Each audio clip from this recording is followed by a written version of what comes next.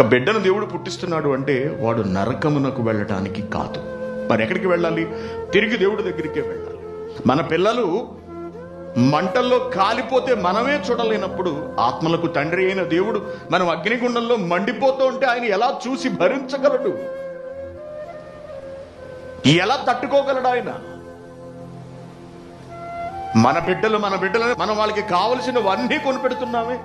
India నుంచి ఒక phone వచ్చిందనుకోండి, వెంటనే డబ్బులు పంపించేస్తాం. నాకు అది లేదు అనగా, నాకు ఇది లేదు, నాకు మోటార్ సైకిల్ కొను, నాకు మొబైల్ కొను, లేకపోతే నాకు మంచి బట్టలు లేవు, నాకు బయటికి వెళ్ళడానికి సిగ్గేస్తుంది.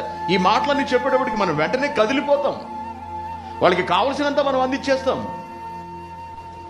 కానీ వాడి ఆత్మను మనం ఎంతవరకు పట్టించుకోగలుగుతున్నాం? వాడి శరీరానికి కావలసినవన్నీ పెడుతున్నాం, ఓకే.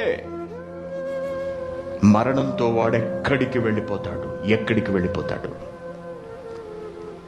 కాబట్టి ప్రియమైన దేవుని పిల్లరా, బాల్య దశలో బిడ్డలను పెంచడం మీదే వారి యవ్వన దశ అనేది ఆధారపడి ఉంటుంది. యవ్వన దశను దాటుకుని వెళ్ళాడు అంటే, యవ్వనంలో విజయం సాధించి అడుగు వేశాడు అంటే, వాడు వెయ్యబోయే నెక్స్ట్ అడుగు పరలోకంలోనే.